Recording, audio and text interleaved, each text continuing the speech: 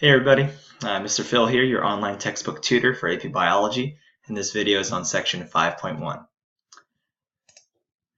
If this is one of your first times watching our videos, the reason why I do these videos is to really help my students better understand what they're reading whenever I ask them to do a reading for AP Biology. I believe that there's no substitute for reading, but a lot of times my students tell me, well, I spent about an hour reading and I still don't really understand what I read. So hopefully I can help you summarize and understand the sections you're reading in the textbook. The format of our videos that we do is whenever I tell you to pause the video, go ahead and pause it, read the sections, and then whenever you're done reading it, click on the video again and push play, and then hopefully I can explain it to you. Once again, there's no substitute for reading, so please make sure you are doing the reading at home. First section we're going to read is page 68, and it's the overview of chapter 5.1. So go ahead and pause it here and read. All right. So in the overview, it pretty much talks about macromolecules.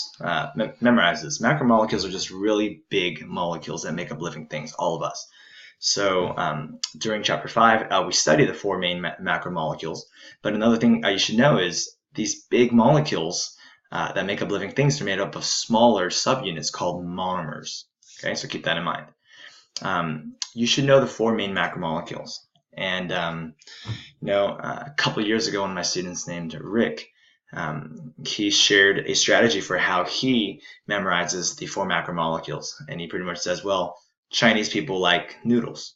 Him being a Chinese person and myself being a Chinese person, like we kind of relate to that. And we're like, yeah, Chinese people do like noodles. So that, I never really forgot that strategy, because the Chinese stands for carbohydrates, the people stands for proteins, the likes stands for lipids, and the noodles stands for nucleic acids. So it's just an easy way for me to always remember the four main macromolecules for living things.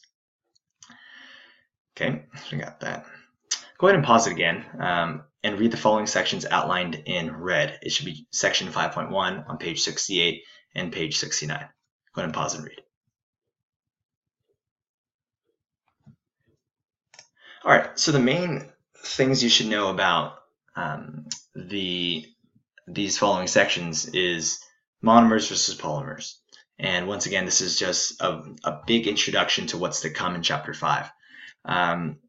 It gave you a train example. So as you can see here on the screen, here's a train. But if I take out the engine, we just see many repeating carts. And really, like, they're all the same, except like they're different colors here. But whenever you think about a monomer, think about just one unit.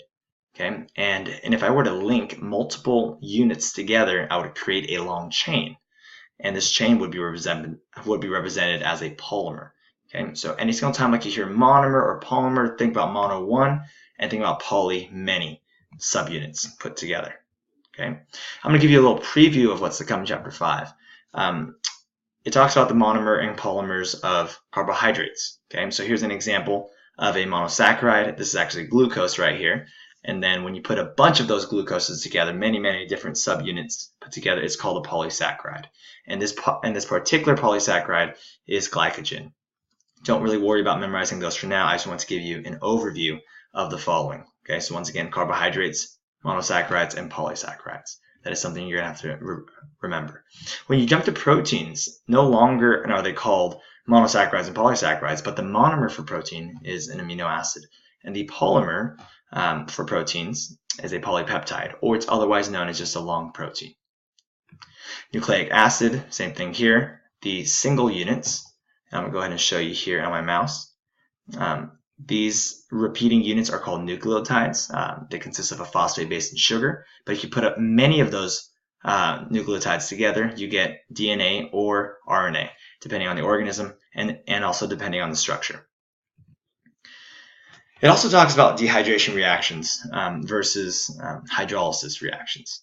And the main thing you should know first off is a dehydration reaction removes water to form a bond. Okay? And any single time you hydrolyze a bond or you go through hydrolysis, you're adding in water to break a bond. And really how I just remember this is whenever you're dehydrated, you actually lose water. So by removing water, you're forming a bond. And for hydrolysis, I just really think about in Pokemon, there's a There's a Pokemon named Blastoise, and he does something called Hydro Pump. It's pretty much like a big water gun, and you're shooting these high pressured water cannons, or water out of these cannons.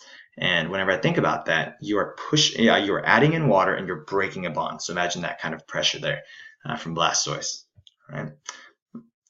One of the pictures, I'm going to go ahead and try to, let me see here. One of the pictures in your textbook shows, show you here. Okay, it shows a polymer here. Okay, we got a little polymer here. As you can see, on one side of the polymer, I have a hydrogen, and then on the other side, I have a hydroxide ion.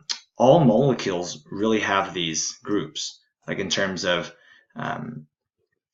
groups that can go through hydrolysis and dehydration. So here I have a monomer, and here I have a polymer. In order to create a bond between, once again, we are removing water. But where does that water come from? It comes from the hydroxide ion of one group, and then it comes from the hydrogen ion of another group. And as you can see here, this water right here will leave, and you will create a bond. So I'm going to add this monomer here. Now take a look here. This polymer now, this 4-chained polymer, it still has these following groups. So if it wanted to bond another monomer to it to make it a longer elongated chain, it could do so.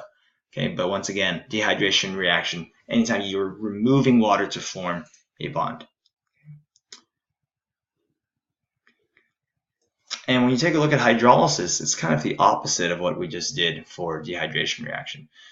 So what's going to happen here is, for example, let's say I have that same 4-chain polymer here. In order to break this bond, I'm going to go ahead and add water here. So here's my H2O. And what's going to happen, so same thing here. Here I'll do a hydroxide on this side. What's going to happen here when we break that bond is I'm going to get a hydrogen on one, and then, oops, excuse me for my drawing here. And I got a hydroxide ion on the other. So once again, that addition of water is going to go ahead and help us hydrolyze or break that bond. Okay. And that's pretty much it. So hopefully this helped. Thank you so much for watching.